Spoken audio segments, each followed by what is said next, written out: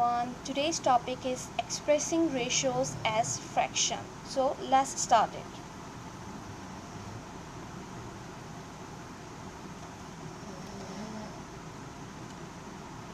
Before starting this topic, let me tell you a story. Ayman bought 15 oranges. Maryam bought 18 strawberries. Ayman gave 5 oranges to Maryam. Ayman ने 5 oranges Maryam को दी, while Maryam gave 6 strawberries to Ayman. जबकि Maryam ने 6 strawberries Ayman को दी. Ayman was expecting 8 strawberries. Ayman 8 strawberries expect कर रही थी. Their elder brother was observing all this. इनके बड़े भाई ये सब देख रहे थे. He said, I can justify this sharing. मैं इस शेयरिंग को जस्टिफाई कर सकता हूँ, यानी मैं आपको बता सकता हूँ कि आप लोगों ने शेयरिंग इक्वल की या नहीं, with the help of ratio.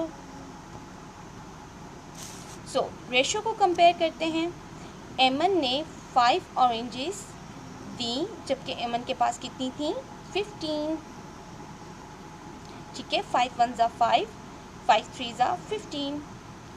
जबकि मरियम ने 6 स्ट्रॉबेरीज एमन को दी, जबकि मरियम के पास कितनी स्ट्रॉबेरीज थी? 18. 6 1 ज़ा 6, 6 3 ज़ा 18. So as you can see कि इनके रेशो इक्वल हैं. इट्स मीन शेयरिंग जस्टिफाइड है. इन दोनों के रेशोज़ क्या हैं? 1:3, 1:3. सो क्लास, अब जब भी कभी आपको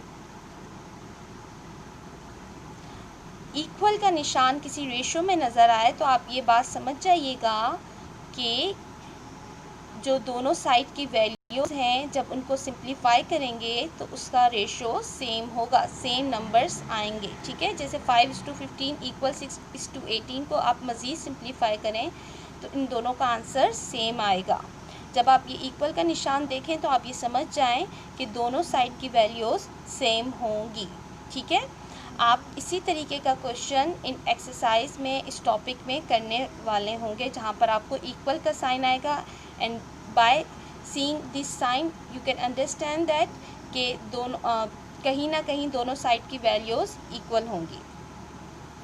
अच्छा, एक चीज़ देखें, यहाँ पे ये बता रहे हैं कि रेशोज़ दो क्वांटिटीज़ और सेम यूनिट की चीज़ों को कंपैरिजन किया जाता है. ठीक है, मगर अगर आप रेशो को इस तरह लिखेंगे, जैसे A:B इक्वल 5:7 है, अगर आप इसे इस तरह भी करें A/B equal 5/7.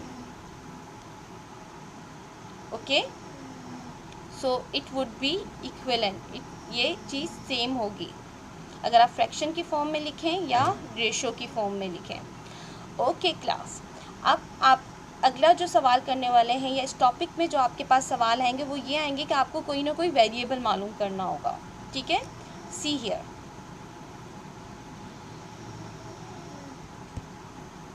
Practice now 3, page number 208.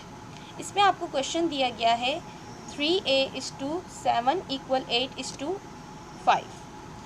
As I said कि आप इस रेशो को फ्रैक्शन की फॉर्म में भी लिख सकते हैं.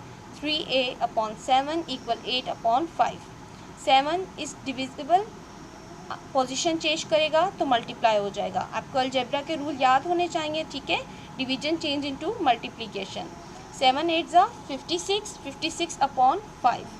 ओके क्लास, अब 3A में 3 के साथ A मल्टीप्लाई हो रहा है तो यहाँ के क्या हो जाएगा? डिवाइड हो जाएगा. आपको पता है कि जब फ्रैक्शन के साथ होल नंबर हो तो उसके नीचे 1 होता है. ठीक है, अब डिवीजन को जब आप मल्टीप्लिकेशन में चेंज करेंगे तो पोजीशन चेंज होगी, 1/3 हो जाएगा. सही. 56 1 ज़ा 56, सामने सामने मल्टीप्लाई कर दें, 5 3 ज़ा 15, 56/15 आ गया. अब इसको आप करें डिवाइड. 15 3 ज़ा 45.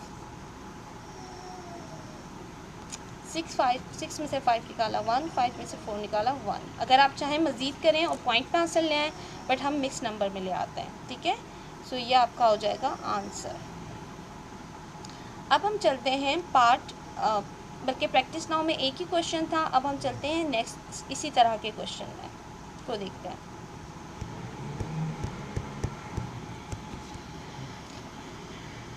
क्वेश्चन नंबर 3 है एक्सरसाइज 9A पेज 212। आपके पास क्वेश्चन गिवन है, given that 2x/5 equal 3y/8, find the ratio of x:y।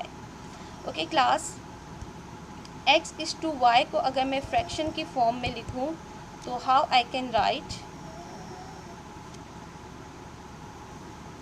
Sorry ये पीछे चला गया, इसको हम ले आते हैं फिर से, कोई बात नहीं। तो x:y को अगर मैं फ्रैक्शन की फॉर्म में लिखूंगी तो x/y, यानी मुझे किसकी वैल्यू मालूम करनी है, x/y की वैल्यू मालूम करनी है। आपने इस क्वेश्चन को यहाँ पे लिख लिया एज इट इज़।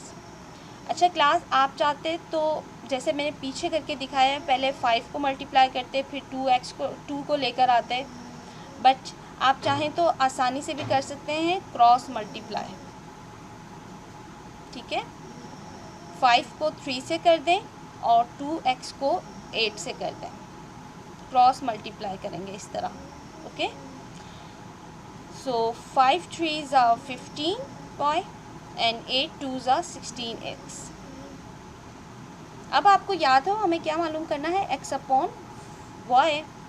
तो x अपनी जगह रहेगा, y जो कि 15 के साथ मल्टीप्लाई हो रहा है, यहाँ के क्या हो जाएगा, डिवाइड। ठीक, और 15 अपनी कांस्टेंट जगह पे रहेगा, 16x के साथ मल्टीप्लाई हो रहा था, यहाँ के क्या हो जाएगा, डिवाइड। तो आपके पास वैल्यू आ गई x की, x की वैल्यू क्या हो जाएगी 15 और y की वैल्यू क्या हो जाएगी 16। ये आपके पास रेशियो का था और रेशियो की सामने वैल्यूज़ आ गए। आप चाहें तो इसको फ्रैक्शन रेशियो की फॉर्म में भी लिख लें। Your answer is here. अब क्लास, आपके पास कुछ प्रैक्टिस क्वेश्चंस हैं जो आप चाहें तो कर सकते हैं, ताकि आपकी मज़ीद इस टॉपिक पे ग्रिप हो जाए। ठीक है, और एक असाइनमेंट क्वेश्चन है, क्वेश्चन नंबर 2 पार्ट ए और B, exercise 9A। Thank you so much for listening.